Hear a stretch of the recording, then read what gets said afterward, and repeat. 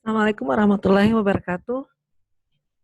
Ketemu dengan saya lagi, Dina, sebagai tim dari Universitas Muhammadiyah Banjarmasin.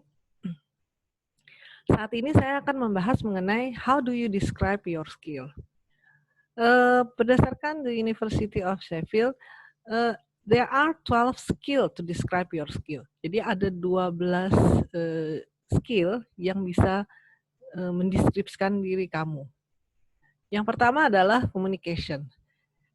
Ability to communicate clearly and sufficiently both orally and writing. Artinya, kalian mempunyai kemampuan untuk menjelaskan atau berkomunikasi dengan secara jelas, baik secara lisan maupun secara tulisan. Hal ini sangat penting sekali bagi seorang perawat. Hal yang kedua adalah skill yang disebut dengan teamwork, yaitu kemampuan untuk mempunyai hubungan yang baik antara level-level yang berbeda maupun antar teman sebaya atau teman satu tingkatan sebagai tenaga kesehatan, sehingga bisa terjadi koordinasi yang baik. Makanya teamwork ini sangat penting sekali juga bagi perawat. Yang ketiga, organization and time management. Dalam hal ini biasanya penting sekali pada saat kalian harus merencanakan sebuah aktivitas atau suatu aktivitas untuk mencapai suatu tujuan tertentu. Dengan adanya planning yang sangat bagus atau perencanaan yang sangat bagus, maka sudah bisa dipastikan pada saat akan mencapai tujuan itu nanti akan lebih terarah. Makanya skill ini sangat penting sekali. Berikutnya adalah problem solving. Kemampuan untuk memahami sebuah informasi secara cepat dan akurat itu sangat penting sekali untuk menyelesaikan sebuah masalah. Oleh karena itu, skill ini sangat penting sekali dalam hal hubungan kerja, sehingga permasalahan-permasalahan yang terjadi itu dapat tertangani dengan baik. Yang kelima, motivation. Jelas sekali seseorang itu tidak mungkin akan mencapai maksimalnya dalam pekerjaan apabila dia tidak mempunyai motivasi dan antusiasme yang tinggi dalam hal mengerjakan tugas-tugas di pekerjaannya. Oleh karena itu, motivasi ini sangat penting sekali. Yang keenam adalah leadership. Leadership ini atau kepemimpinan, ternyata kepemimpinan ini berhubungan dengan bagaimana kita bisa memberikan kepercayaan kepada orang, begitu juga sebaliknya bagaimana orang mempercayai kita untuk bisa sama-sama mencapai satu tujuan yang sama. Kemampuan kita untuk mendengarkan dan membagi atau mendelegasikan tugas itu sangat penting.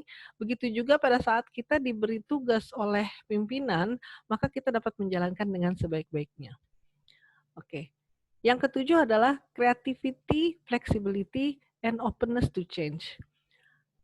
Kemampuan beradaptasi di sebuah pekerjaan itu akan mempunyai nilai tambah yang sangat besar sekali apabila Anda ingin melamar pekerjaan di luar negeri. Kenapa? Karena pada saat Anda pindah ke luar negeri, maka itu segala sesuatunya akan berubah. Mulai dari sistem kesehatannya, mulai budayanya, cuacanya, dan lain-lain. Oleh karena itu, kemampuan untuk fleksibel beradaptasi itu sangat penting sekali. Kreativitas untuk menangani permasalahan-permasalahan juga sangat penting, karena dengan adanya kemampuan ini, maka kalian akan survive dalam pekerjaan. Yang ke-8 adalah confident atau assertiveness. Percaya diri itu sangat penting, tapi kalau overdosis juga tidak bagus. Yang pas itu adalah kepercayaan diri yang memang benar-benar sesuai dengan keperluan, pandangan maupun perasaan yang jelas.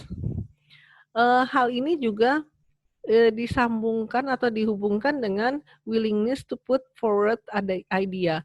Artinya apa? Apabila kita mempunyai ide yang memang benar-benar menurut kita tuh baik, kita tidak ragu-ragu untuk mengutarakannya. Yang ke-9, interpersonal, interculture, and global awareness. Di era globalisasi seperti ini, kemampuan-kemampuan yang disebutkan itu tadi menjadi suatu hal yang sangat krusial sekali apabila kalian memang ingin kerja di luar negeri.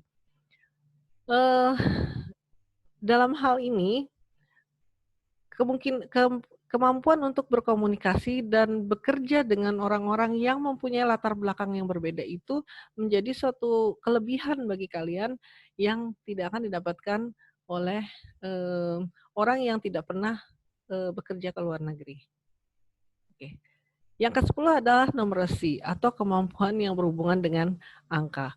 Apabila kalian nanti harus menganalisa hasil lab atau misalnya, mendapatkan, informasi dari hasil statistik dan kalian bisa menganalisanya, maka itu akan menjadi kelebihan bagi kalian dibandingkan dengan yang lain. Oke, yang ke-11 adalah information and IT literacy. Di era, industri 4.0 bahkan sekarang sudah 5.0, maka kemampuan untuk mengetahui IT atau IT literacy itu sangat penting sekali. Eee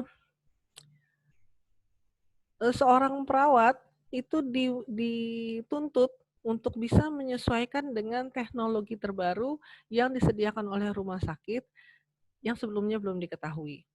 Oleh karena itu, hal-hal yang berhubungan dengan IT, kemampuan cepat beradaptasi dengan alat atau IT yang terbaru, maka itu akan menjadi suatu kelebihan bagi kalian.